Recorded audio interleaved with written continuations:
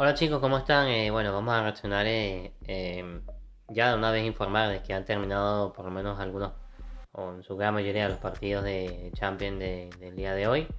Ha terminado el Real Madrid y Benfica ganando los 2-1, 3-1 en el agregado. Y bueno, también han ganado, sí, también han ganado otros equipos eh, bueno, el partido del PSG Mónaco que quedó 2-2, pero al final termina pasando el PSG por diferencia creo que de un gol. Y bueno, tenemos a Real Madrid, PSG, todavía se está definiendo el Galatasaray Juventus, que por cierto, o sea, la Juve lo había llegado a remontar hasta el, había llegado a remontar hasta 3-0, o sea, 3-0 ganando en su estadio. Y a la misma vez empatando la eliminatoria, 5-5. Pero en las postrimerías, en esos últimos minutos, pues Oshimen, sobre todo en esos últimos minutos del primer suplementario, segundo suplementario, ya Víctor Osimhen, bueno, silenciaría el Allianz Arena con ese gol y bueno, y ahorita con ese 3-1 a favor de la Juventus, pero en el agregado 3-4 a favor del Galatasaray, pues obviamente estaría pasando el equipo turco. El equipo sigue, hay que recordar una Juve que ha estado, que metió esos tres goles, teniendo uno expulsado con un jugador menos. Pero bueno, vamos a reaccionar a lo que fue ese partido. Me gustaría reaccionar y hablar un poco de lo que fue ese partido de ayer entre el Inter de Milán 1 o Dublín 2. En el agregado 5-1 a favor perdón, 5-2 a favor del Bodolin, del equipo noruego. Entonces, bueno, aquí tenemos al Internacional de Milano, el Inter, en portería con Jan Sommer, en portería sí, con Jan Sommer, línea de 3 con Manuel Akanji, Alessandro, Jan Bisek, línea de 5 sí, con Nicolò Valera, Davide Fratesi, Piotr Zielinski, Federico Di Marco, Luis Enrique, el brasileño, y bueno, en doble punta con Marcos Turán y Pie Espósito. Se no estaba jugando el argentino, el campeón del mundo, Lautaro Martínez, que bueno, que estaba, si se quiere, lesionado. Y bueno, vamos a reaccionar o mejor dicho, vamos a ver el 11 del Bodo con Nikita Hajic en portería.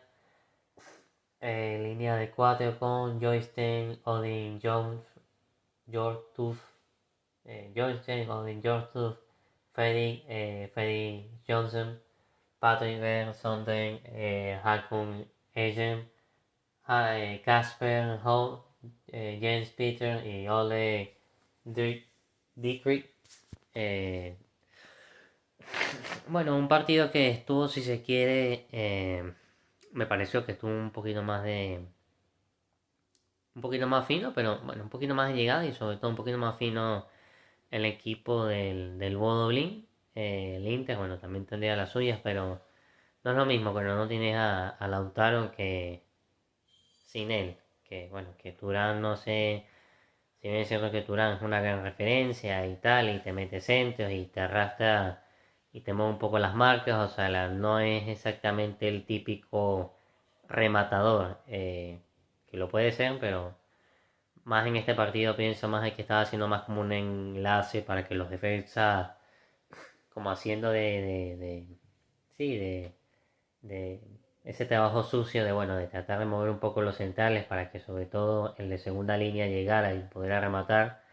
Pero bueno, vamos a analizar un poco la cronología. Y bueno, tenemos de que el primer gol llegaría en el minuto 60 por parte del Modolin, en esa volea que hace James Peter Hauch Una jugada, bueno, una jugada que hace en este caso en dúo, en este caso con su compañero de socio, eh, el bueno de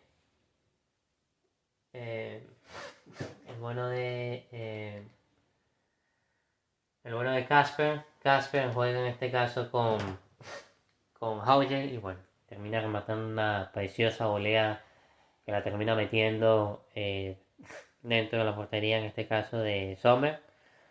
Después, bueno, llegaría al minuto 64, el Milan haría cambio. Piotr Zelensky sale y entraría en este caso el bueno de Andy Diouf. Después, bueno, llegaría ese segundo gol de Haakon Ejen. Haakon Ejen en una jugada, bueno, que el Dortmund le haría en este caso otra vez, de manual, de tiki-taka, de tuya mía, jugando y aprovechando bien los espacios. Y bueno, una jugada que prácticamente se termina equivocando, si no me equivoco, el bueno, creo que fue el bueno de Akanji, que bueno, al final eh,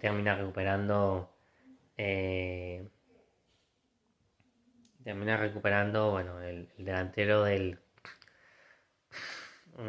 Bodom, le hace el pase en este caso a Hauge y Hauge, bueno, define a placer, ya sin nada en contraposición. Y bueno, después el Inter haría otros cambios, o en este caso después vendría ese gol para el Inter de Alessandro Bastoni, en un cabezazo que entra por la mínima, o sea, pero casi que tuvo que el árbitro ver lo que es el watch, el reloj para saber si era gol, y efectivamente sí. Eh, Línea de gol.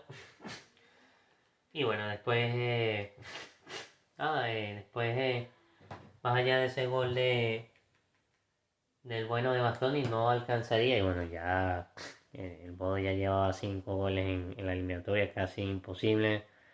Eh, pero bueno, un equipo del Inter que, como sea, tiene 10 puntos en la Serie A. O sea, yo creo que eso nadie le va a quitar ni va a reprochar. O sea, el buen trabajo que ha hecho en Liga, pero obviamente, bueno, más allá de la falta de Lautaro Martínez, pienso de que, bueno, o sea, el Inter siempre un aspirante y siendo uno de los 8 mejores equipos, o sea, la verdad que pienso yo que dio mucho que desear, o sea, en el partido, sobre todo en su estadio, pero bueno, es verdad que una cosa es tener a Lautaro y otra cosa es no tener a Lautaro, y bueno, pienso que el Inter careció un líder, pues,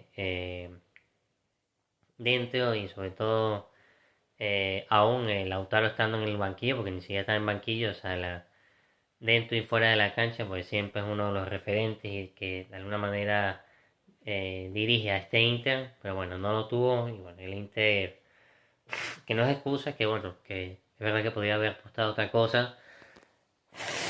Pienso que uno de los más activos, como siempre, es Di Marco metiendo centros de la izquierda, siempre estando activo. Zielinski también me ha gustado, o sea, con uno que otro tiro de afuera. Pero bueno, no ha sido la mejor versión del Inter. Y bueno, y hasta aquí mi resumen de ese Bodo-Blin. Sí, ese Inter 1 Bodo-Blin 2. Y bueno, ya reaccionaremos a otros partidos.